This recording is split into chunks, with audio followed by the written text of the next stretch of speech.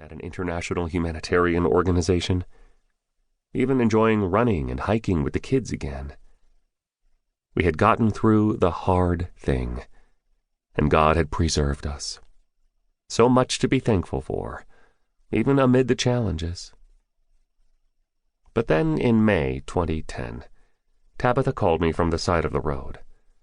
She had just been meeting with some pastors about the possibility of planting churches in Haiti. This was after the devastating earthquake of January 2010. With uncertainty in her voice, she explained, "I'm not sure I can drive home. I don't know what's happening, but there are shooting pains up my legs when I press the clutch or brake." New fears and no good answers. A brain tumor? Multiple sclerosis? What was happening to her body now?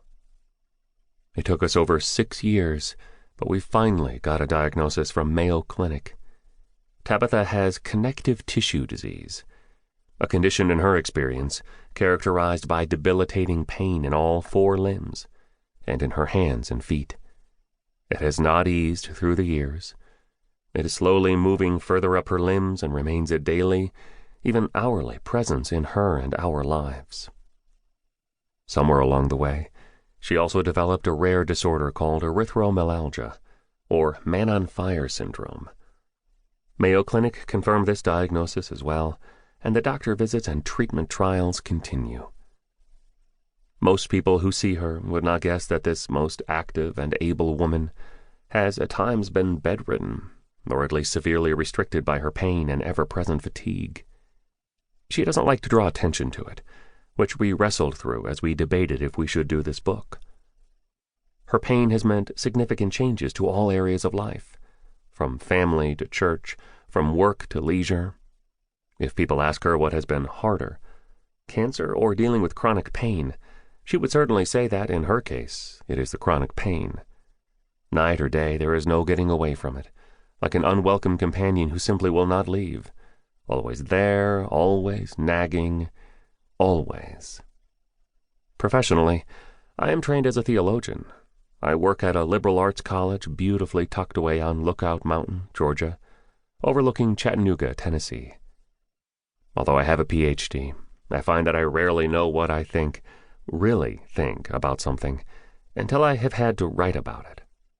Only as I meditate on Scripture, listen to others, read the reflections of those from centuries past, raise questions, grapple with implications of what I believe, and anticipate objections, not only from others but from my own heart. Only then, as I start to put words down, do I begin to gain a sense for what I think, even how I feel about something. This may sound strange to others, but it is commonly my experience. Therefore, after a few years, and under the encouragement of others, including my wife, I have aimed to wrestle through some of these questions in a more public manner. This has greatly helped me, and our prayer is that it may prove useful to others in some small way. But the truth is, writing like this is not easily accomplished without violating certain sacred spaces for my family. So, while we have been persuaded that allowing readers to know a certain amount of our personal struggle might prove helpful, this book will not be an autobiography, though we must confess from the start it is deeply personal. How can we think and wrestle through these challenges in any other way? It is necessarily personal. Through these years, we have wrestled in various ways with suffering, grief, and loss. We've had to ask hard questions about God, His will, ourselves, and relationships. We have wrestled with issues of identity and purpose.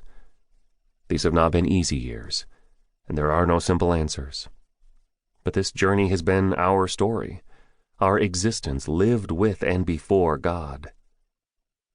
I begin with this brief snapshot of our lives, not because I aim to write a story about us, but to admit up front that the subject of suffering is not hypothetical for our family, nor do I imagine that it is hypothetical for you.